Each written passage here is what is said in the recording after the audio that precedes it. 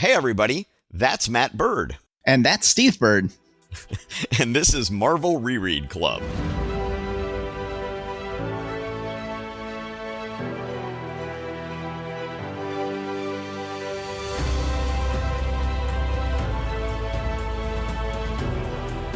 Usually, when we record 2 episodes, we more often than not are picking right back up seconds later.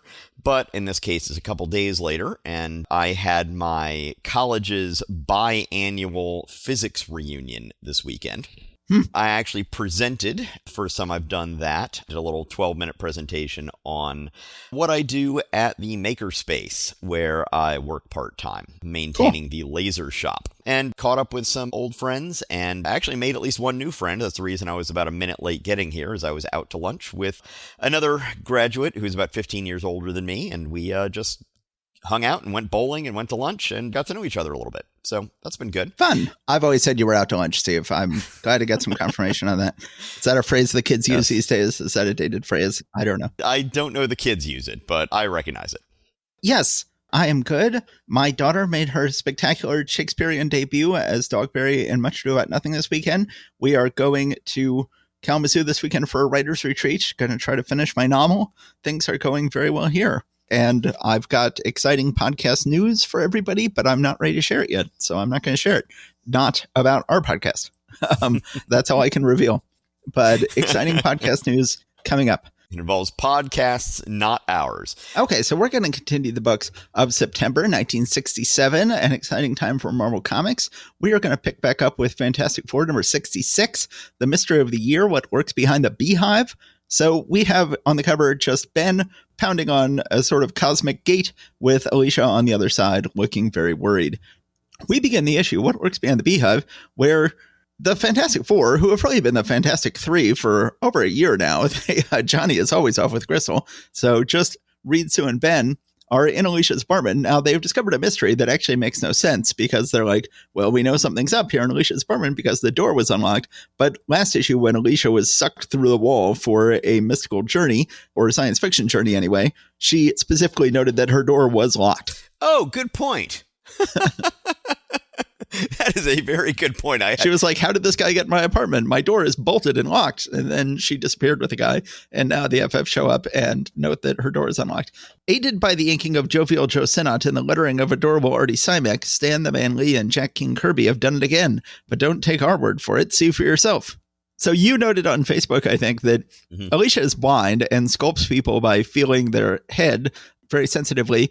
And she's got a sculpture seemingly of the Red Skull here. So she's been spending a long time feeling the Red Skull's head. Although somebody else has pointed out that could possibly be construed as Ben's head. Oh, but I think it looks Red Skull to me. But yeah. Ben starts assuming that she has left him because he's so ugly. Reed tries to put a hand on his shoulder to reassure him, and Ben hits him away very violently and storms out. And Reed's like, oh, it's okay. And then we cut to like, I'm made of rubber. It's all good. Yes, I am rubber and you are glue. He is literally rubber. So then we cut to where Alicia is. I'm not a big fan of the architecture on the Beehive where she is on page 3. It says it's in the remotest spot on Earth. So maybe this is supposed to be in Mongolia or something, where these scientists have created this building called the Beehive. And it looks kind of like a scribble on a napkin more than an actual building anyone could actually build. I don't know. How do you feel about that? To some extent, it looks a little bit like in Super Friends. What was the building that the bad guys were in? A Hall of Doom? I guess so. A little bit like that, but then it also looks just a little bit like Black Manta's helmet, from the Distinguished Competition. I can see that. Yeah, I'm just not a big fan of it. It's certainly Kirby imagination at his peak. And usually his buildings look like they would be hard to build. But this one looks like it would be impossible to build. It's just a slight tip over. So then we get inside. We find that Alicia has been summoned before the Conclave, who are 4 brilliant scientists who had all faked their own death. Such brilliant scientists that she had heard of them all, but she knows that they had all supposedly died. And they reveal, yes, we faked our own death so we could go start this place called the Beehive and do fantastic super science research.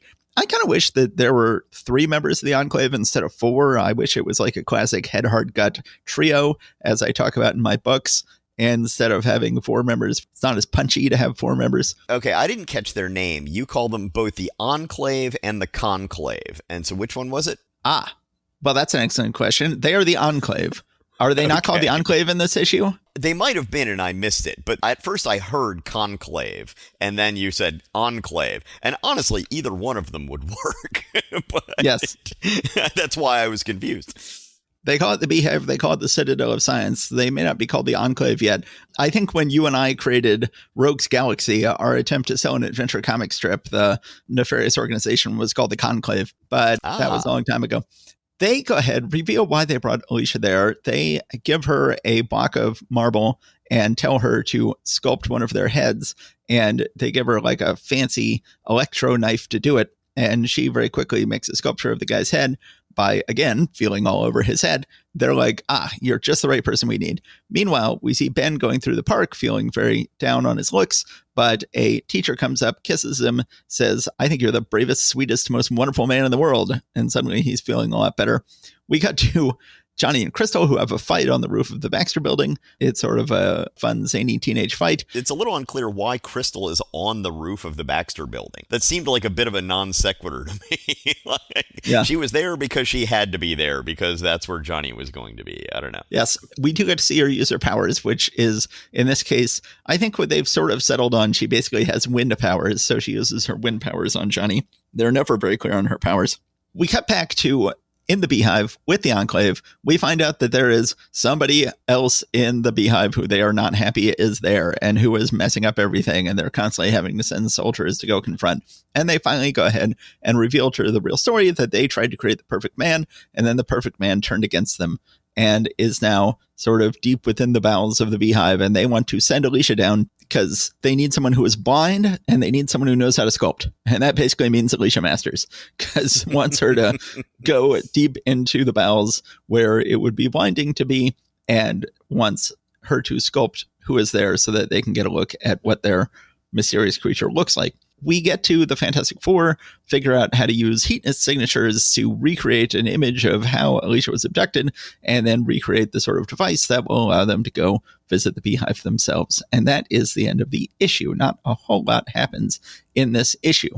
So this is, of course, sort of the introduction of Adam Warlock. Eventually, it ends by just saying the power of him, and he will be called just him for this entire storyline. I guess next time he appears in Thor, he'll still be called him, and then eventually he'll be called Adam Warlock. So supposedly, see, the timeline doesn't really work out here. The way I remember hearing the story is that Jack Kirby co-created, or solo created, if you will, the Silver Surfer. Even Stan basically gives him solo creation credit for it. And he did not like what Stan Lee was then doing with the Silver Surfer, where the way I remembered it was that Silver Surfer had already been revealed to be Norrin Radd by this point, and that's what upset Jack Kirby. And then Jack Kirby is like, no, the Silver Surfer was supposed to be the ideal man who was created out of nothingness by Galactus.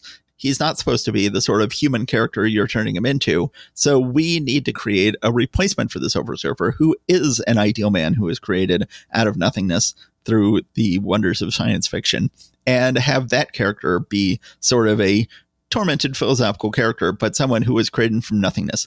Have you ever heard this? Do you associate Adam Warlock with the Silver Surfer in any way? I think I may have heard you tell this story, but I'm not really familiar with it from other sources. But it doesn't really make sense, because the Silver Surfer hasn't been revealed yet to be Norrin Radd. Those comics are still like at least 6 months, if not a year away. So the timeline that I thought was going to happen here does not make sense.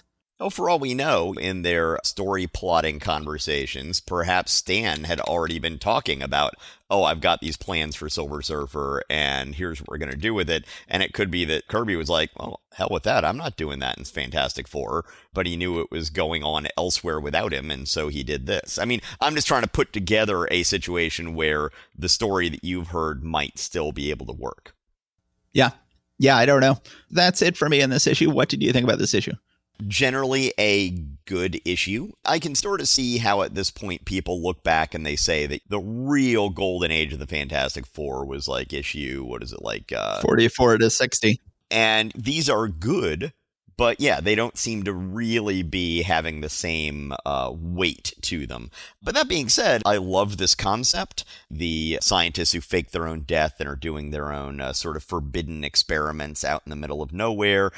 I do find it interesting on page 12 or one of the scientists is explaining to Alicia what they're doing, and just within one sentence, this goes from "what noble people" to "oh, so you're basically a Nazi." So it says, "I will start with our prime purpose, to abolish war, crime, and illness." All right, that's awesome. M dash, by creating a perfect race of human beings. Oh, eugenics. Okay. We went from 0 to eugenics really quickly there. Although Tends to happen a lot in human history. Yeah. Yeah.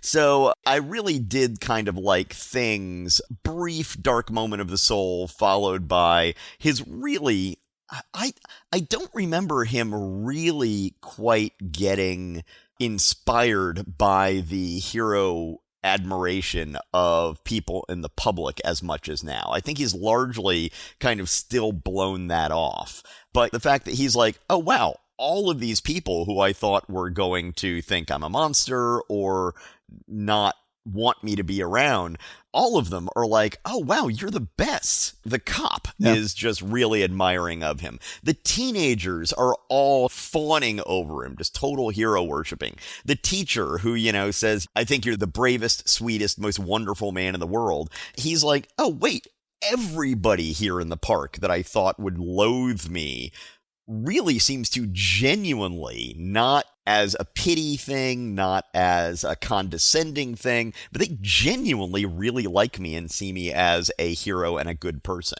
And I did like that moment. He really sort of got that through his head. In some ways, I think it seems like for the first time. Yeah. Before we move on, I'm just looking at my notes here. I point out that the Fantastic Four is quite a bit behind the 8 ball here, that they don't even get close to finding her. They spend most of the issue just completely baffled as to what to do next. And they finally are starting to make just a little bit of progress when the issue ends. It's a little weird to read a story in which the heroes are so baffled. And I will just point out that Adam Warlock goes on to be one of my all-time favorite Marvel characters.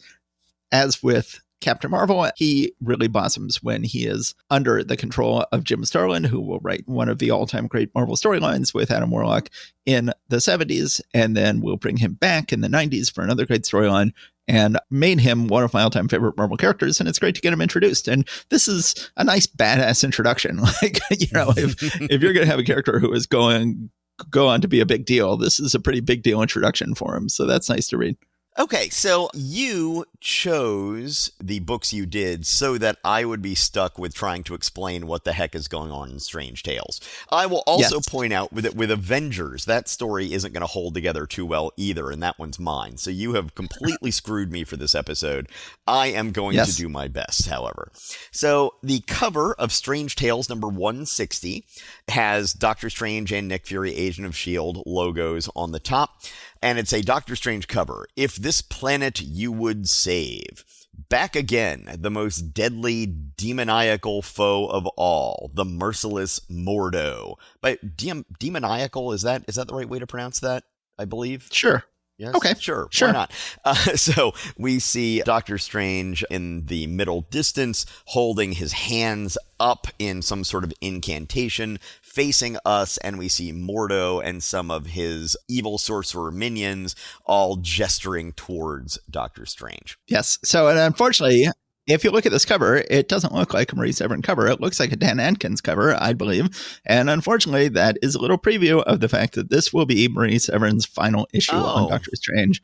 And that Dan Adkins is now going to take over the book for about a year. So that is womp womp. But we have a little preview here by the fact that this is, I think, pretty clearly a Dan Adkins cover, not a Marie Severin cover. And yeah, Dan Adkins, I've liked the stuff that he's done so far. He really, has sort of a Wally Wood kind of feel to him. But I don't think he really seems like he would be suited to Doctor Strange. But we'll see. I like it. I like his run on Doctor Strange. We'll have lots of time to discuss that over the next year or so of the books that he'll be doing. So, Nick Fury, Agent of S.H.I.E.L.D., Project Blackout. The splash page is looking down at a desk with a briefing file on it marked top secret classified information. There's some hands taking some things out of the file, including some newspaper clippings, and Steranko does a good job with reproducing photos on here. Two of them are obviously real photos of New York City, and another that is definitely not a photograph, but it is a close-up of a weird, vaguely Asian-looking robot or armored head. At last it can be told, from the secret files as told to Stan Lee editor, Jim Steranko writer/illustrator, Sam Rosen letterer. You skipped over on the form. It says specifically that this is a story that is set in date November 10th, 1965. Place Eastern coastal states. Then there is a blackout. So I think this whole story is a big mistake. So there really was a blackout in New York City on November 10th, 1965. And this was sort of a clever idea for a story of what is the real reason for the invasion that caused that blackout, which is kind of fun, but it makes no sense. Throughout the issue, they keep referring to stuff that have happened in recent issues. This issue is clearly not set in 1965. It is clearly set in the modern continuity. It makes no sense. Why not just have a new blackout? Just explain why a new blackout happens in 1967. It's sort of a clever idea, but you don't have to go back and explain why the 1965 blackout happened. But anyway, we'll get to that as we go through the issue. My next sentence was going to be, this refers to the famous blackout of November 10th, 1965. Yes. So I was about to get there. On the second page, we see the approach of an FBI agent who we are introduced to named Jimmy Woo. Now, on our social media stuff, I was about to post this panel and say, oh yeah, this is the first appearance of Jimmy Woo, who has gone on to having a somewhat comic relief role in the Marvel Cinematic Universe. But right before I hit post, I was like, let me go back and look this up. Let me make sure. And indeed, he has been around since 1956. There is a pre-Marvel Universe character. Yes, he was during Atlas Comics. He was created by two EC creators. I forget their names, but they only did the first issue. And then there were, I think Jack Kirby did an issue or two, and it was a Yellow Claw comic book. So Yellow Claw is a yellow peril, we would now consider it racist kind of idea for a villain. But I will give them credit that the hero of the book was Asian himself. So the sort of, what's the word I'm looking for? Racist can be a weird. Oh yeah, no, this one's racist. I've got bad news for you, Steve. You haven't read these yet, but I've got bad news for you because there is a reason why Jimmy Woo is here. Oh, I know. Because it's going to turn out that the secret villain behind this whole storyline is the Yellow Claw, who is going to be our villain for a long time. Oh, I've got that. And as a matter of fact, when I talked with Jim Steranko, he was talking about how his 12-month-long Yellow Claw storyline was the first time anyone had done a 12-month-long story, at which point I had decided not to ask why the Doctor Strange one did not count. So I was not interested in the answer. So he's introduced to Fury and said that he has a lead finally on why this blackout happened. We know it happened for nefarious reasons, but why? We then go into flashback mode. As you said, there are some issues with this being a flashback, although I will be honest with you, I didn't really clock that at the time.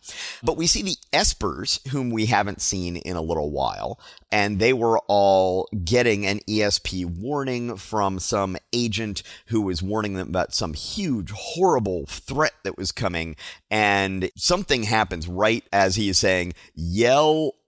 But before he can get to "Oh Claw," he actually, that sounds Irish. He has some kind of big thing happen to him, and there's some feedback so badly that the Espers look like they're killed, which might explain why we haven't seen them in a little while. Right. Nick is having some kind of video call with Captain America on a big Steranko Tech videophone here.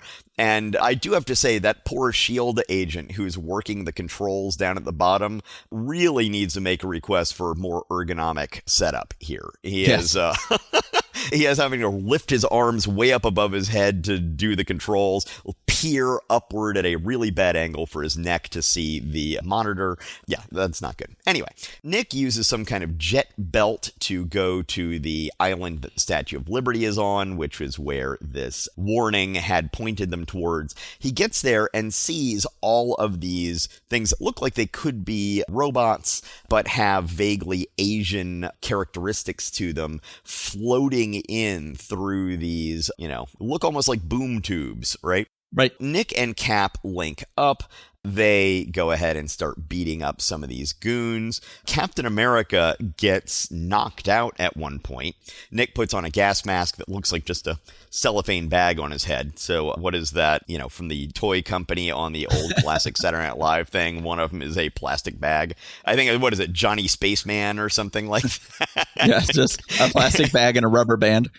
Yes, exactly. So that's what Nick Fury has here. And then he drops some kind of smoke bomb, kicks butt on all of these guys, takes one of their uniforms. So these are people, not robots, in armor, takes one of these suits of armor, puts it on, and is like, I got to go keep moving. I'm just going to leave Captain America a note because that's why you always leave a note. So he also left behind his jet belt for Captain America to use. This seems like a bad idea. You don't know who else is going to come by and be like, hey, a shield jet belt.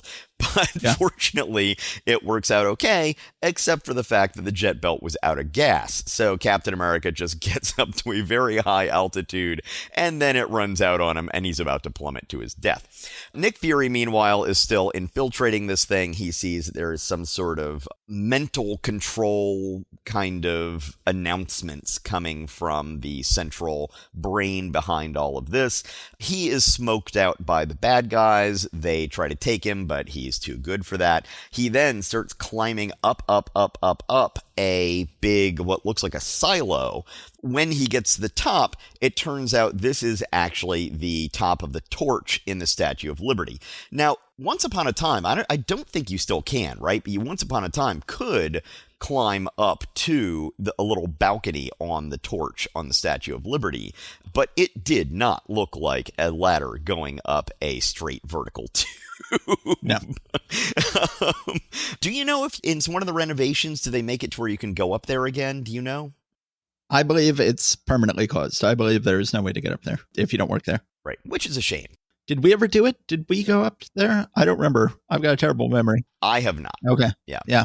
I think maybe when we visited as a family in 1986, it was under renovation or something. I don't remember. Yes, I believe it was. It was still had all the scaffolding all around it. Yeah. And that's when they were taking the torch. They had actually turned into stained glass that they would light from the inside, but they were undoing that because it was leaking and taking it back to being gold leaf covering like it had originally been. This is my memory as a young teenager of what they were doing. So I could definitely be wrong on that or have the details wrong. But at the very end of the issue, Nick Fury is fighting with some of these goons up on the platform, and he ends up plummeting to his death. So as far as we know, both Captain America and Nick Fury are plummeting to their deaths from high in the sky in New York. So that's a shame. I will miss them both. I liked them both as characters. Yes, you can see on page 11 here that Nick Fury says Hydra Island was a pushover next to this job. It's like Hydra Island, but Nick Fury, this is supposed to be a flashback to before you went to Hydra Island. Don't you remember this is supposed to be a flashback? Good point. And I will also point out that on the page with the espers, Steranko is using that duotone paper there again. So when you see the shadowy image of Nick Fury's face telling the story that you're then seeing in the panel, he is definitely using that. And I think it shows up a couple other points in that page as well. Yep. So this is an interesting issue. Well, good trivia question always is, these days, you would say the Statue of Liberty is on Liberty Island. They went ahead and changed the name, but at the time it was still known as Bedloads Island. So that's always a good trivia question, is the island that the Statue of Liberty on, what did it used to be called? And they say in this issue, Bedloads Island. So they can't really point out that Jimmy Woo is an old character here, because then they would have to say he last appeared in Yellow Claw 1 through 4. And they don't want to point out that the Yellow Claw is the secret villain here yet. So they just have to sort of introduce him as if he's a new character. I don't like that this is a 2-part story. If you're going to have a flashback, it should be done in one. Another reason why this should be not a flashback story. Also, like 2 years ago, Captain America would still have been waiting to hear back from Nick Fury. Like, Captain America was not operating as an agent of S.H.I.E.L.D. 2 years ago. Nothing makes sense. Nothing makes sense. I don't like it. Don't do it that way. But other than that, this is an amazing issue. This is an absolutely amazing issue. Visually, it is an amazing issue. The Steranko, well, I mean, it's just even that one little story issue of just have it be not a flashback.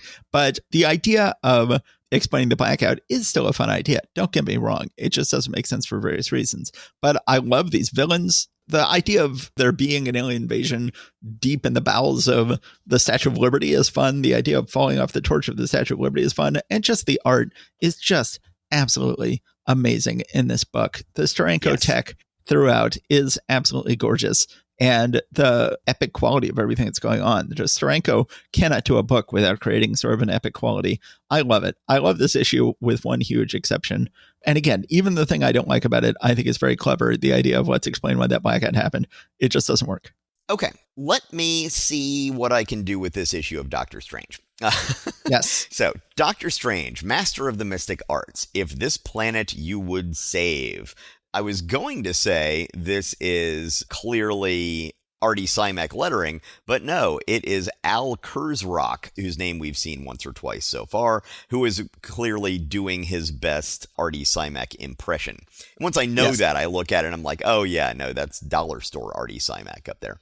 So Stan Lee, that seer of seers, presents a Raymond Moraes Marie Severin saga of sorcery. Try it again, Steve. Try it. You can do it. Saga of sorcery, surprise, and spellbinding suspense. Inked by Herb Trimpe, lettered by Al Kurzrock, robes by Forbush of Transylvania Limited. So once again, we have, well, I'm pronouncing his name Raymond Moraes, and I ended up sharing with you after we recorded the previous issue some of the documentation that I found on some of his background. He was a San Francisco underground comics artist in the late 70s, early 80s, I believe. So after the heyday of the San Francisco, underground comics era. And I think I was a little confused or unclear about this last time. The way we found this is his name showed up in the papers of a woman who became known as essentially a woman who was caring for many of the gay men who were dying in the AIDS Holocaust of the 80s. And this guy's name showed up in her papers, as well as a copy of a 22-page graphic novel that he made and self-published in San Francisco. So we can draw any speculation we want to out of that. I certainly have some that seem clear to me. So Doctor Strange is confronting Mordo and the army of junior evil sorcerers who have been gathered by a disciple of Mordo's. Mordo at this point is now going to let Doctor Strange have it, but is finding out that Doctor Strange is stronger than he used to be because he, of course, now has the powers of the Ancient One. Doctor Strange conjures up an image of the hourglass that marks the amount of time that Earth has left and is trying to convince Mordo that it's like, hey, buddy, we're all dead if we don't do something about this. And Mordo is like, no, I won't listen to you. So then tells all of his minions to attack Doctor Strange. Doctor Strange is, of course, stronger than he used to be, so he is defending himself quite handily, and then grabs the main disciple of Mordo and takes him through some mystic portal. Then he essentially removes the sorcery thing that has happened to him and, quote, returns to the simple, unspectacular life of an Oriental wine merchant, which is weirdly specific and did not age well. But one way or the other, Doctor Strange then comes back, and this guy was the one who was actually controlling all of the disciples, not Mordo. And so with him gone, they are a lot more chaotic and not working as a unit. Doctor Strange comes back, and the visuals on page 6, the first 5 panels, yeah. Oh man. I mean, it's like take some of the best of Kirby's Kirby Crackle, put it together with some of the best of Steranko's crazy pop art visual effects. Also, the fact that this was penciled by Marie, but inked by Herb Trimpe. She's not doing the penciling and inking, and this was able to come across the way it was, is just absolutely stunning. It's like these waves of Kirby Crackle on one edge, solidly bounded on the other edge, that's coming out in this radial pattern from Doctor Strange. I cannot put into words how much I love this effect. So Doctor Strange kicks the astral form out of Mordo's body, which is something we saw in the movie happen to Doctor Strange. Yeah. In the astral plane is able to show Mordo much more clearly, look, dude, this is seriously what's going to happen. Our entire reality, and indeed all realities, might well wink out of existence if you don't help me with this. Either just our reality or all realities, like one or the other. Either way, you're not making it out of this if we don't fix this. He then comes back and is just like, I must flee. But Doctor Strange somehow is able to conscript him into actually helping. One of the things he does is he takes one of the minions and does something that looks like the Indiana Jones and the Temple of Doom thing. It looks like he just ripped the heart out of this guy, but apparently it is just the flame of evil sorcery that had been placed in his heart that he is able to show to Mordo, who is now frightened.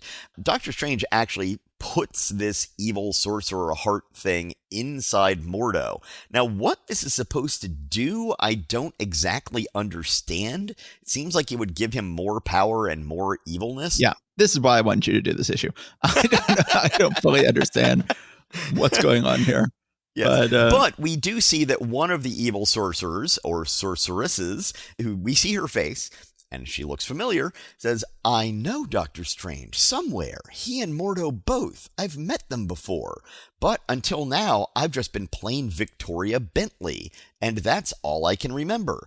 And you pointed out when we met Victoria Bentley the first time that she does end up coming back later. There seemed to be a possible romantic spark between her and Doctor Strange at the time. Having not read these before, I don't know exactly where this is going, but this is a callback to that. Yes. Doctor Strange and Mordo collaborate in taking the evil sorcery stuff out of all of these junior evil sorcerers, and it looks like Mordo actually absorbs all of it.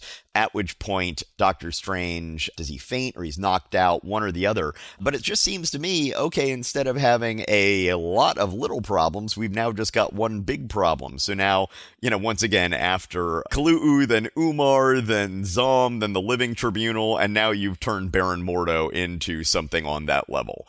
So I'm not quite sure where this is going. And so them saying, and now by the ghastly visage of Dormammu, I shall grasp all infinity in my hand and crush it. Next edition, a scourge shall come upon you. So yes, just one damn thing after another for poor Doctor Strange. That's it. Yeah, like you said, it is a little confusing exactly what's going on and why Doctor Strange is doing what he's doing and why that's going to help. But some of the visuals in here, page 6 alone, makes the entire story worth it. Even if the rest were gibberish, just give me page 6 and I get my money's worth out of this story. Oh, yeah. This is just a gorgeous story, and very sad to see Marie Severin leave the book. This is a nice little conclusion to her run on the book.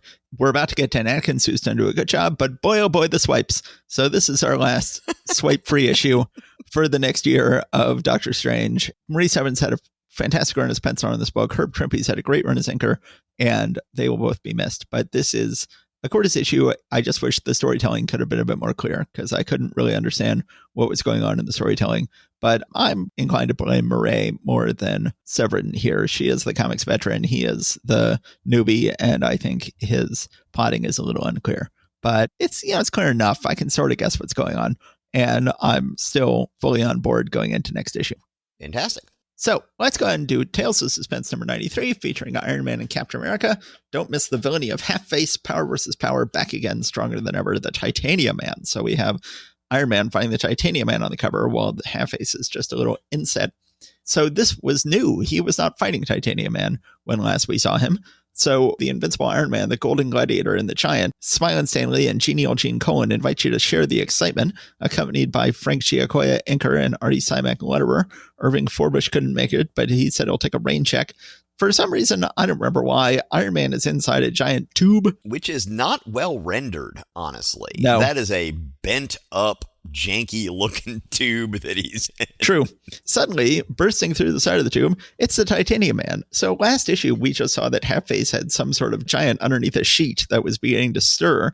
I wish that they had gone ahead and revealed at the end of last issue, it's Titanium Man. I feel like that would have been a nice dramatic ending to that issue. But instead, I was left with that issue just going like, oh, he's going to fight another Frankenstein's monster type creature after having already fought so many of them. I did not leave that issue excited for this issue. I would have been excited if I'd known it was Titanium Man. And they go ahead and spoil it on the cover anyway, so it's not like it was supposed to be a big reveal in this issue. Titanium Man and Iron Man fight it out for many pages. We all know that they look good fighting each other, and here they do again. I think that Gene Colan has forgotten that Titanium Man is supposed to have just a normal dude. Well, not a normal dude. Titanium Man is supposed to have a very, very large man inside of him. But at this point, Titanium Man is like 15 feet tall. Yeah. He has gotten bigger in this storyline. There's still supposed to be a dude inside there. And it sort of strains credibility to have the dude be 15 feet tall. But then we get a nice flashback to the origin of Half-Face, leaving behind his Vietnamese family to go off and be this evil scientist. And I think that Cohen and Giacoya are doing a pretty good job doing Asian faces here. Yeah, once again, that's always weird for a couple of white dudes to be determining whether another culture's faces are being portrayed sensitively. But to the extent that we can, I will agree with that. It looks quite respectful as far as I can tell. Yeah, and colored in the same skin coloring as Tony Stark himself, which is probably the most respectful way to do that. Iron Man and Titanium Man are fighting it out for another couple of pages. We then get to one of the most offensive things I have ever read in a Marvel comic, which is saying a lot because there have been a handful of offensive things in the comics we read. But they're in Vietnam here. The American people were beginning to turn against the American effort in Vietnam. Certainly the rest of the world had turned against the American effort in Vietnam. And one of the reasons why is that we were bombing more and more and more, and we were bombing more and more innocent civilians. Well, we get a horrific ending to this issue where it turns out Half-Face has a plan. He wants to bomb a North Vietnamese village and frame the Americans so that the Americans will look bad on the world stage, as if anybody would need to do this, because it is as if America was not actually callously bombing civilians, and not just, as it would turn out, in North Vietnam, but also in Laos and Cambodia. Oh, I guess that hadn't started yet, I guess. Well, yeah, that was under Nixon, if I'm not mistaken. That was under Nixon, but things would just get worse and worse and worse as time went on. And this is just so offensive, this idea of, we're going to frame America as if America wasn't actually doing these things. I am not particularly familiar with the ins and outs of our involvement in Vietnam and the American perception of the war in Vietnam and the exact timeline. But, I wonder if at this point we were maybe getting some of those reports and there might have been some talk of, oh, this is just propaganda. And it could be that Stan's like, oh, well, okay, we'll do a story about it just being propaganda because that's what our government says and our government wouldn't be lying to us. Yeah. If you want to have a more generous interpretation of what's going on here, it's easy to see things differently in hindsight. But once again, I don't know what was going on in Stan or Gene's head here. Yeah. Striking at night unseen, you will cause such carnage that the American bombers will be blamed for the attack. The entire world will be stunned and shocked. It will be our greatest propaganda victory. Like, yeah, okay. Anyway, I was very offended by this issue, but I do like Iron Man thinks for the sake of my country, I've got to stop him. But how? Question mark. How? Question mark, exclamation point. Next issue. How? Written in huge letters with a question mark. That is good. One thing you didn't mention is there's a little subplot that's starting to be established there with some person whose face we don't see coming up to Stark's factory and asking for Stark. And we don't really get any idea of why this should be something we should know about yet, but clearly it's something that they're planning to pay off in a future issue. Yeah. Okay, so let's move on, as always, to a much better back half of the book. Into the jaws of AIM, Face It Faithful Ones, Stan the Man, Lee, and Jack King Kirby are born to bring you Captain America, aided, of course, by Joe Sinnott, inker, and Artie Simek, letterer. We have another beautiful Kirby Sinnott issue, and we could not begin with a better splash page. We have oh my Captain God. America. Captain America has some sort of diving equipment, which has big prongs on the head and allows you to kick your legs free. And it is just gorgeous. It is just bizarre diving equipment that Captain America is going through the ocean with, an ocean that is filled with Kirby Craggle. I would not use the word bizarre. I would just say that this is just such a fantastic, imaginative piece of equipment that he has here. Basically, it's like a vest, sort of a ship, or a little submarine that is half the size of a human being, so that it's kind of like a vest where your shoulder, or it cuts off at your shoulders and your arms are free, and you're working some like joystick type things in front of you that are out exposed to the water. And then, yeah, it ends at like the end of your torso and your legs kick free. And just, you look at it and it's like the figure works, right? The figure of Captain America's body works. And I can totally buy that this would, I mean, I'm not going to second guess this design at all. It looks like, sure, that would be awesome. Why can't we use that? This is just one of the most spectacular pieces of Kirby tech we're ever going to see. I cannot speak more highly of this. In the movie Thunderball, James Bond uses this little breathing apparatus to breathe when he's underwater. And it was so convincing the way they did it that not only did diving people contact them going like, could we get one of those? But even the US government contacted the makers of the movie going like, oh, how does this, breathing apparatus work? And they had to be like, it's a movie, dude. It's just, he's just got a inert piece of metal in his mouth and he's pretending that he can breathe underwater. I will note, while we're stopped here for a moment, the little one-man sub that Cap is using does have a big prominent SHIELD logo on it. And on the next page, we're going to see that once again, the AIM sub has a big AIM logo on it. Remember, this is an espionage agency and an illegal secret organization, both prominently branding their technology. Yes. So then Captain America unfortunately doesn't get far in his fancy getup because they managed to shoot a little pellet at him, which shoots gas into his helmet, and he is knocked out and wakes up on board the ship. He is being held there. Then Agent 13, still bizarrely unnamed, not even named Agent 13, not named Sharon Carter, is brought, and she's like, oh, I see that you've got him all magnetically chained up. She's like, oh, let me yell at him about, you fool, why'd you do it? You knew it was hopeless. Why'd you come? Why'd you sacrifice yourself?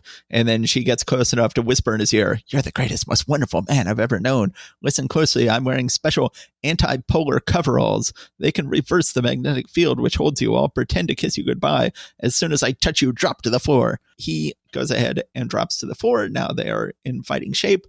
Very fun page on page 5 of Captain America cannonballing around the room, taking care of all the goons. We got our first indication on page 6 that there is something very special about Captain America's shield. It says it is useless. Not even my titanium blade can pierce the shield. Whatever it is composed of, the substance was never mined here on Earth. It is undoubtedly some sort of alien extraterrestrial metal.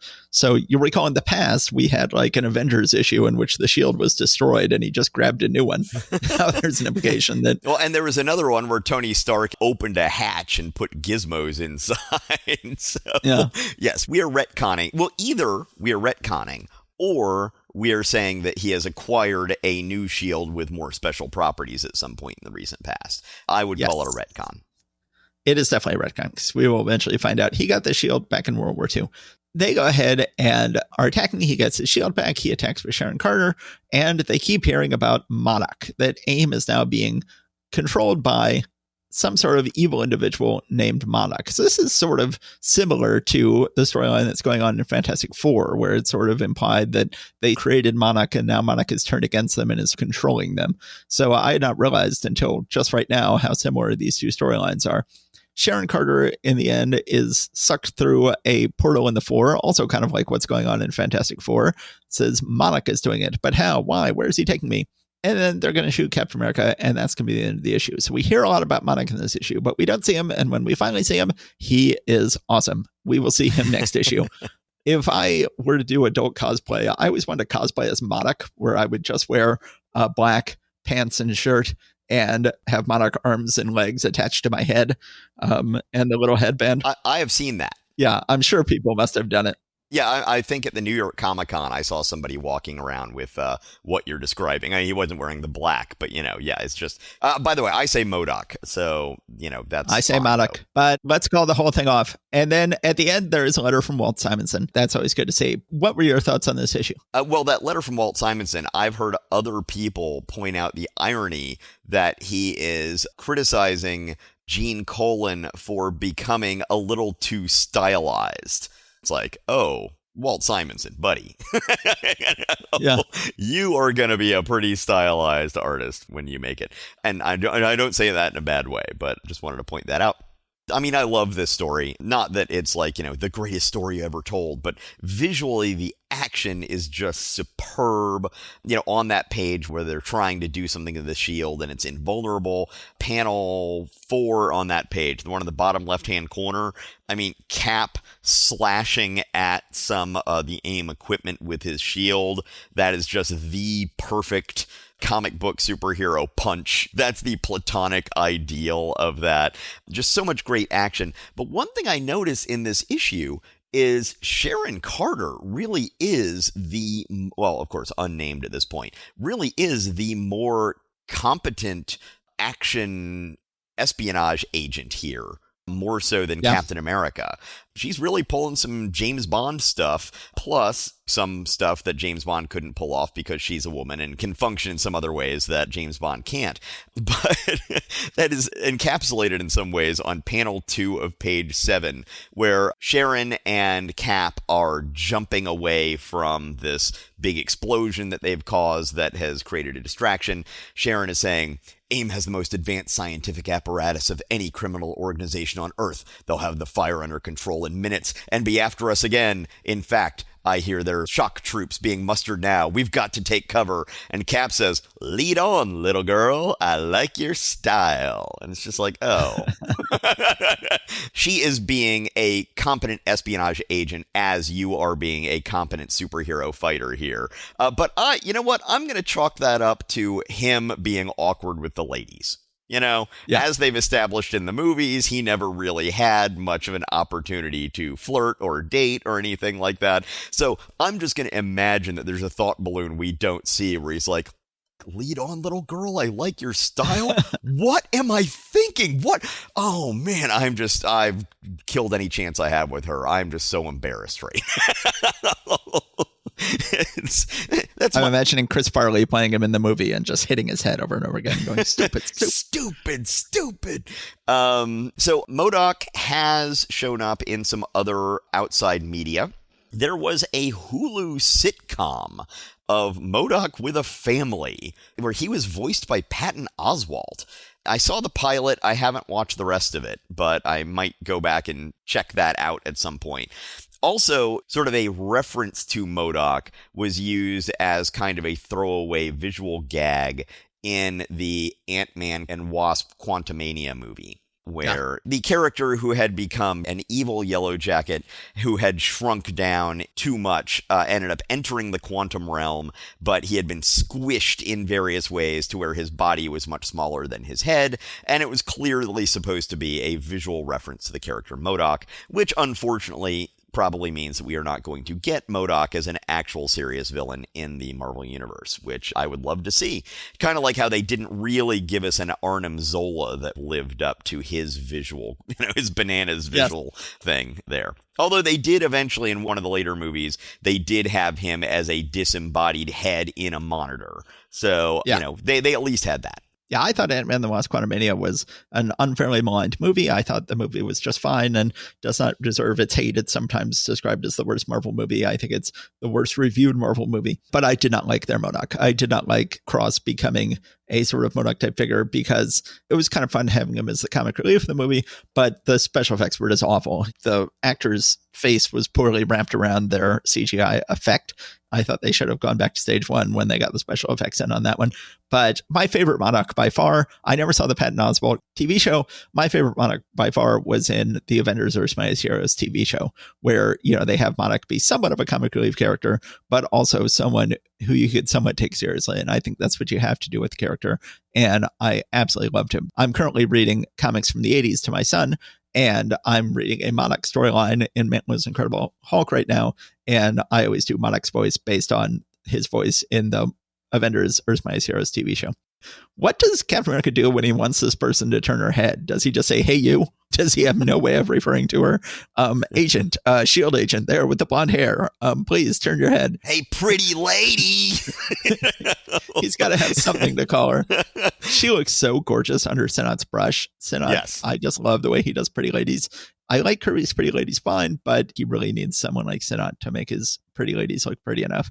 One thing I forgot to mention about the Walt Simonson letter is he talks about how cool the visual for Titanium Man is. Of course, later Walt Simonson will sort of unaccountably have the Titanium Man show up to fight Beta Ray Bill in Thor. And it's like, wait, this is not a Thor villain. This is an Iron Man villain. But he couldn't resist borrowing him. All right, so let's wrap up September of 1967 with The Avengers. Once again, I'm happy to have John Buscema here. We have, unfortunately, had George Bell inking John Buscema. Well, I got some good news and some bad news for everybody here. Yeah. The good news is George Russos is not inking this issue. The bad news is Vince Colletta is. So it's hey, we did what you wanted. We switched the inker out. Why aren't you happy? This cover and you could tell. Yeah, you could tell from the cover, which this cover is just a bit of a mess. Honestly, it's not. I actually wouldn't blame Colletta as much for this cover. It's just the layout. There's nothing to draw your eye. There's nothing to anchor what you're looking at. It's just kind of chaos. I mean, kind of Captain America and Red Guardian punching each other in the middle, but I would like to see them centered a lot more, or maybe larger in the panel, or more grounded. They're obviously sort of floating in air. This is more of a collage cover.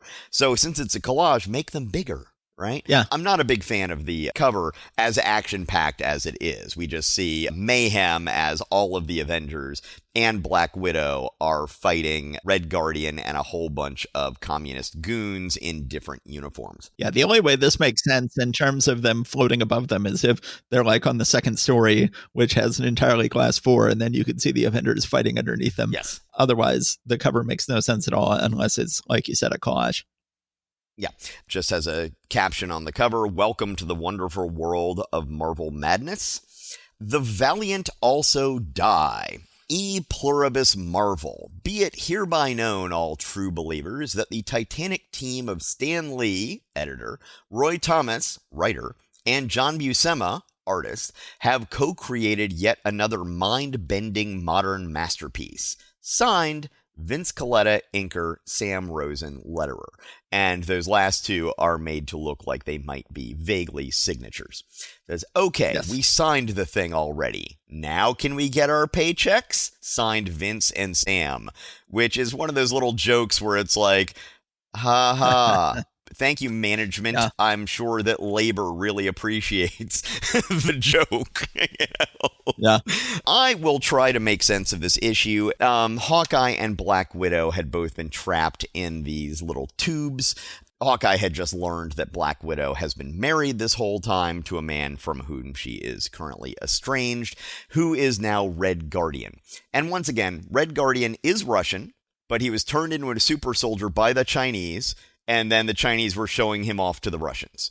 Meanwhile, yes. Black Widow is Russian. She was a spy for the Russians. Then she was taken by China and brainwashed by China to be a spy for them, but she is Russian. And now here she is, and both the Russians and the Chinese are there.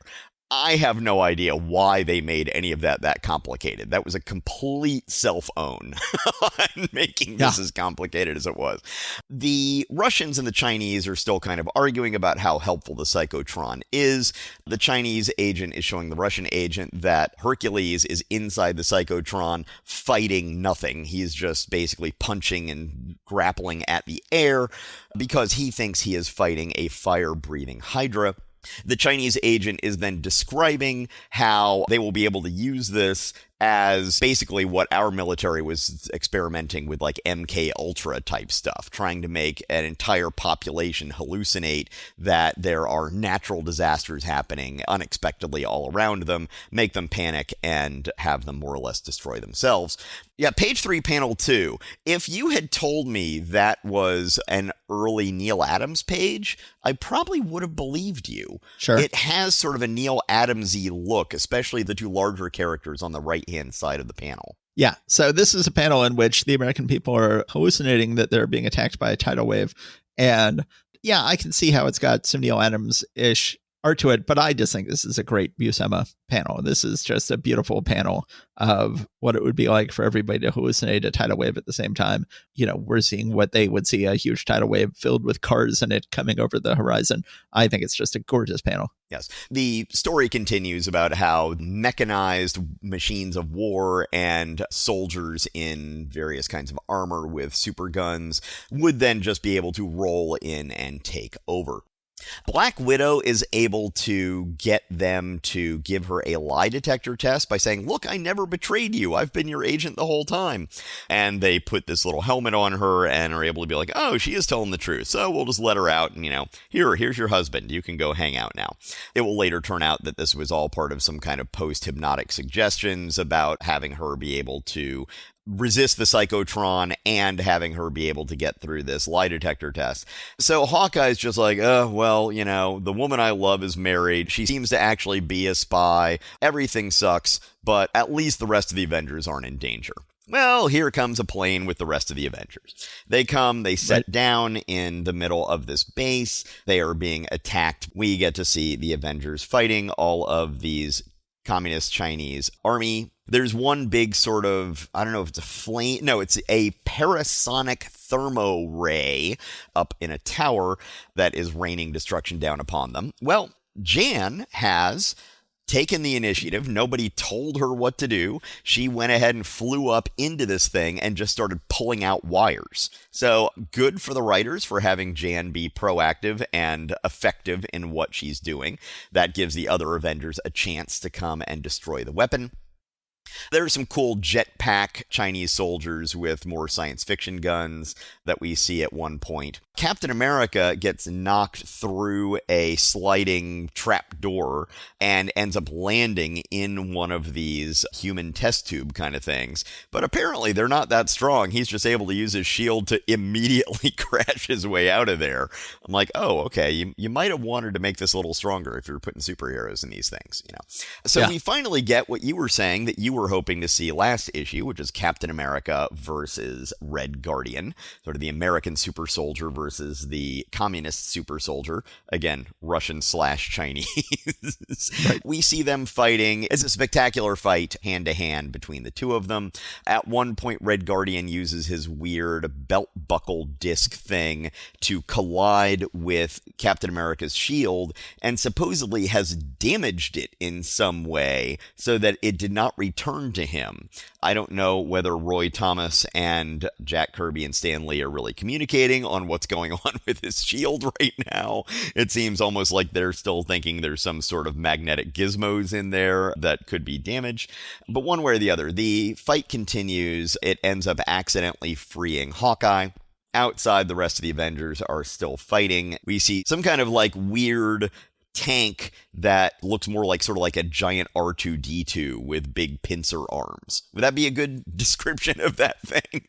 Yeah, something like that. So they're fighting that. Just once again, a chance to see more crazy communist super weapon gizmos. Although, as you have pointed out, John Buscema is not necessarily the best suited to doing high-tech gizmos, but he's doing a decent job in here. Yeah. Captain America at one point is electrocuted by a touch of the button of the Chinese control agent, and Red Guardian is just like, no, I was going to prove that I'm better than Captain America. I want to prove 1-to-1 on an even playing field that communist heroes are better than democratic heroes. Or I guess they would put it, communist heroes are better than capitalist heroes. And that's cheating, and you have cheated me out of my victory. At this point, though, the Chinese agent, he's not having it. He sees that Black Widow has escaped and is walking up a wall. He's about to shoot her, and Red Guardian, who remember is her estranged husband, throws himself in front of the blast and takes it. That gives Black Widow a chance to somehow disable the Psychotron, at which point Hercules is like, there's no more Hydra to fight. I'm going to bust my way out of here. So he does, and then there's fire, and then there's somehow lava. Okay, there's always lava. But the Avengers are able to make it into their ship and escape while the base is consumed by fire and lava. I did look at a map of the world and the volcanoes, both dormant and non. Not many in China. As a matter of fact, there's maybe 3 that you could plausibly say might be close enough to China to count. But sure, lava, why not?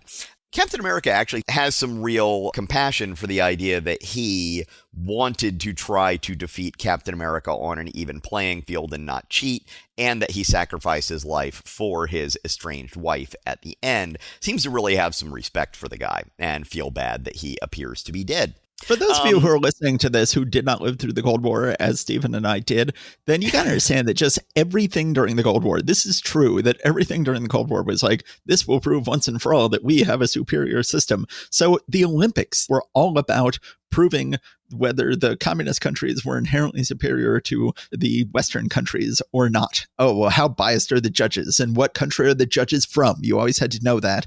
And you always had to know to what degree will this event prove the superior of our system over the superiority of their system? Who makes it to the moon first? And who wins the Nobel Prize in Literature? Everything was seen as part of this Cold War competition. It was weird. It was just really weird. And now it's over. But this was part of our childhood. It was the way the world was. It's like, I truly would have a hard time imagining a post-Cold War world as we were growing up. Couldn't imagine it. Yeah. I mean, it's just like, well, what would that mean? But that's what the world is. Then we got it, and for a while it seemed like that was a good thing, and then now I don't know. So Black Widow was injured despite the fact that Red Guardian had taken the blast for her, and she is on the verge of death. They're able to get her to a hospital in Hawaii, because that's the closest place they can get her to a good hospital.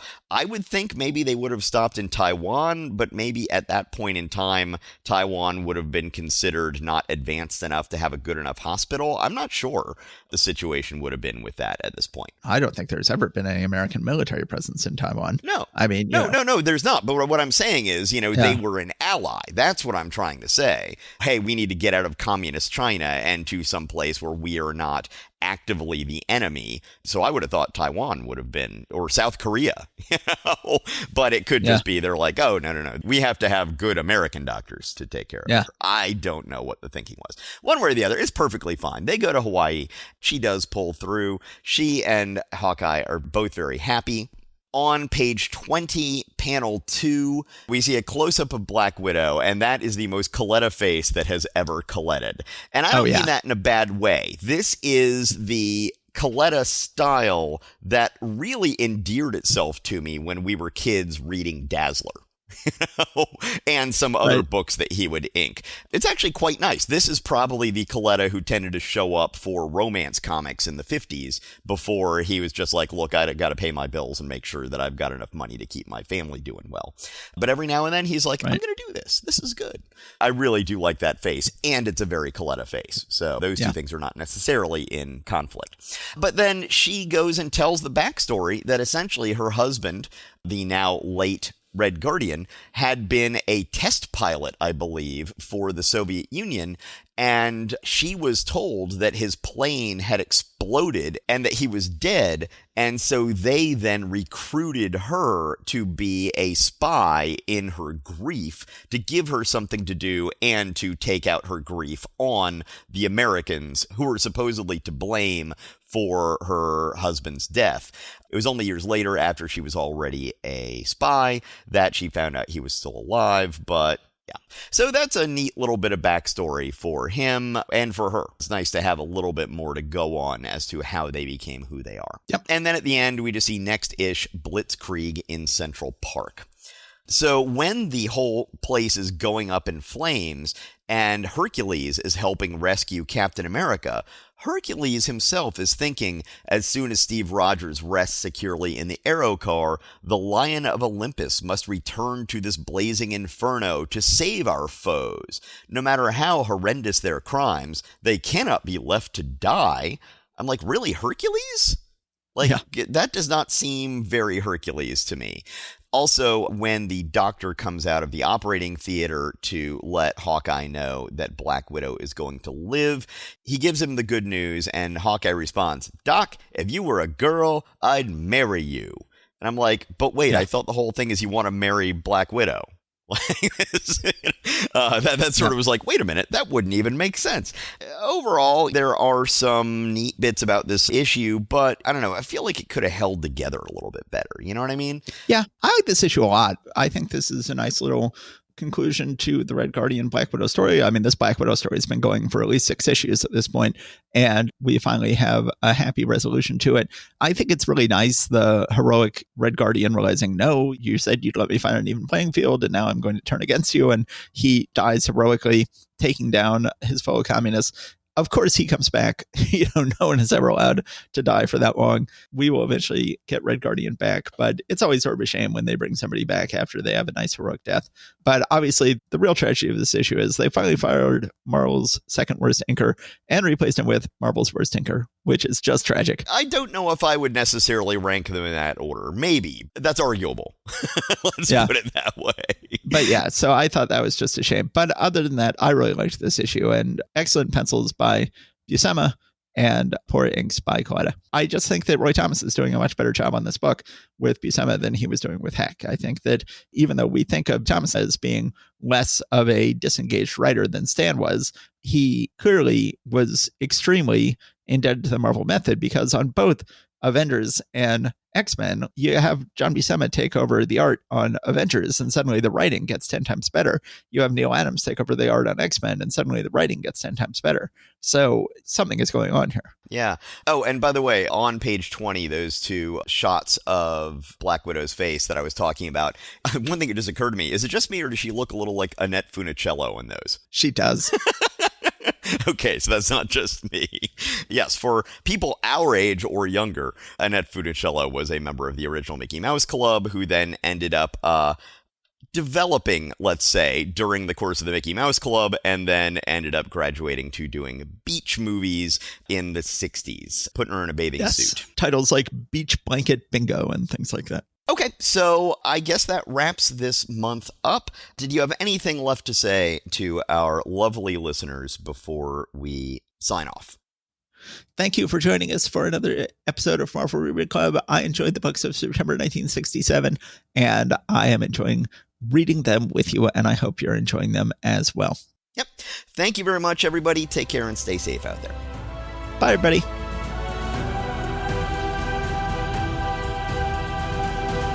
Thanks for listening. If you enjoyed it, we now have a Patreon where you can show your appreciation. If you've got a few bucks, head over to patreon.marvelrereadclub.com to support us. Also, you can still rate and review us at your podcatcher of choice, and that would be greatly appreciated as well. You can find us online at marvelrereadclub.com, as well as Facebook, Instagram, Blue Sky, and Threads. See you next time.